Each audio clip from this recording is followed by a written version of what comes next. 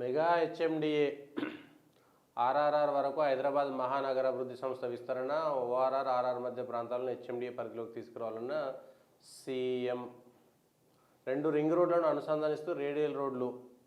అయితే దీంట్లోనే ఈ హెచ్ఎండిఏకు సంబంధించినటువంటి వార్త ఒకటి ఎక్కడొచ్చిందంటే, ఓఆర్ఆర్ టెండర్లపై విచారణ, సిబిఐ లేదా అదే స్థాయి సంస్థతో దర్యాప్తు, సమగ్ర విచారణకు సీఎం రేవంత్ నిర్ణయం. హెచ్ఎండిఏ పరిధిలో విచారణ జరిపి పూర్తి వివరాలు ఇవ్వాలనేది అధికారుల ఆదేశం. నివేదిక అందిన అనంతరం క్యాబినెట్లో చర్చించి దర్యాప్తు సంస్థకు అప్పగిస్తాం. ఏవైనా ఫైళ్లు మాయమైతే సంబంధిత ఉద్యోగులపై కేసులు నమోదు చేయండి. హెచ్ఎండిఏ స్థలాల పరిరక్షణకు ప్రత్యేక అధికారులను నియమించాలి. హుస్సేన్ సాగర్ చుట్టూ దుబాయ్ తరహా ప్రత్యేక పర్యాటక ఏర్పాట్లు. హెచ్ఎండిఏ అధికారుల సమీక్షలతో సీఎం. మొదటి నుంచి మనం చెప్పుకుంటున్నాము, ఖచ్చితంగా కేసీఆర్ కుటుంబంలో కేసీఆర్ను టార్గెట్ చేసిన అవినీతి పరుడు అనేటువంటి ముద్ర వేసేటువంటి ప్రయత్నం చేస్తారు, కానీ కేసీఆర్ను జైలుకు పంపేటువంటి ప్రయత్నం చేయరు. హరీష్ రావు, కవిత ఇప్పటికే లిక్కర్ స్కామ్కి సంబంధించినటువంటి దాంట్లో ఆమె జైలు పోయేటువంటి అవకాశం ఉన్నది. ఇంకో 1 రోజు 2 రోజులు కోర్టుల చుట్టూ అటు ఇటు తిరిగినా కూడా 4 రోజులు ఆలస్యమైనా సరే కవిత కూడా జైలుకు వెళ్ళడం ఖాయం అనేటువంటిది ఉన్నదాన్ని బట్టి మనకు అర్థమవుతున్నది. ఇక హరీష్ రావు కేటీఆర్లలో కేసీఆర్కు గతంలో రేవంత్ రెడ్డిని ఎప్పుడైతే జైలుకు పంపించారో ఆ తర్వాత వచ్చినాక మనం విశ్లేషణలో కూడా ఒక 3-4 సార్లు మనం చెప్పుకున్నాము.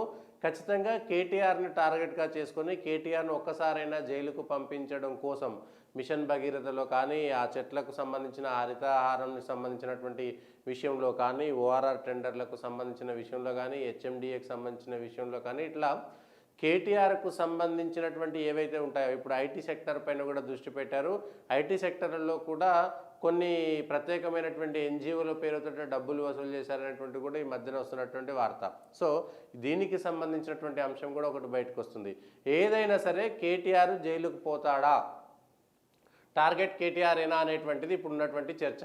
ఖచ్చితంగా కేటీఆర్ను జైలుకు పంపించడం కోసం రేవంత్ రెడ్డి ఇప్పుడు ఎంపీ ఎన్నికల వరకు ఏమీ సాగదు. ఎంపీ ఎలక్షన్స్ అయిపోతే ఇప్పుడు నోటిఫికేషను, షెడ్యూలు, దీనికి సంబంధించినటువంటి తతంగము అంతా అయిపోతుంది. ఎన్నికల తర్వాత, లోక్సభ ఎన్నికల తర్వాత ఇంచుమించుగా 6 నెలల లోపే, అంటే మేలో లోక్సభ ఫలితాలు వచ్చినాయి అనుకోండి, మే జూన్ అంటే మళ్ళీ డిసెంబర్ లోపు, అంటే 2024 డిసెంబర్ లోపే కేటీఆర్ను ఖచ్చితంగా జైలుకు పంపడం ఖాయం అనేటువంటిది మాత్రం స్పష్టంగా అర్థమవుతుంది. దానికోసం ఆ ప్రయత్నాలు జరుగుతున్నాయి. వెనక జరిగేటువంటివన్నీ కూడా ఈ ఒక్క హెచ్ఎండిఏనే, ఓఆర్ఆర్ హెచ్ఎండిఏతో పాటు మిగిలినటువంటి అంశాలు, మిషన్ భగీరథకు సంబంధించినటువంటి దాంట్లో కూడా.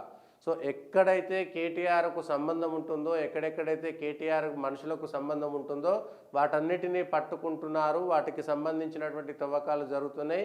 ఎక్కడ ఒక లొసుగు దొరికినా, ఎక్కడ ఒక అవకాశం దొరికినా కేటీఆర్ను జైలుకు పంపడం టార్గెట్ మాత్రం చేస్తున్నారనేటువంటిది స్పష్టంగా మనకు అర్థమవుతున్నది. ఇది అధికారంలో ఉండేటువంటి వాళ్ళు సమీక్ష చేసి న్యాయం కోసం చేస్తున్నారా లేదనేటువంటిది ఒక అంశం. న్యాయం కోసం చేస్తారు, అందులో ఎవరు తేలుతారనేటువంటిది వస్తే ఫైనల్గా కేటీఆర్ఏ బయటకు వస్తాడు. ఇప్పుడు అధికారులు ఎవరున్నా సరే ఫైళ్లు మాయమైతే సంబంధిత ఉద్యోగులపై కేసులు నమోదు చేయండి.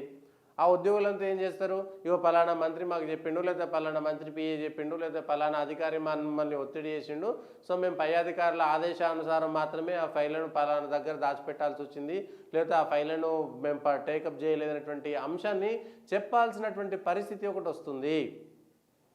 అప్పుడు ఖచ్చితంగా కేటీఆర్కు సంబంధించినటువంటి అరెస్టు వైపే ఇవన్నీ వెళ్తాయి అనేటువంటిది.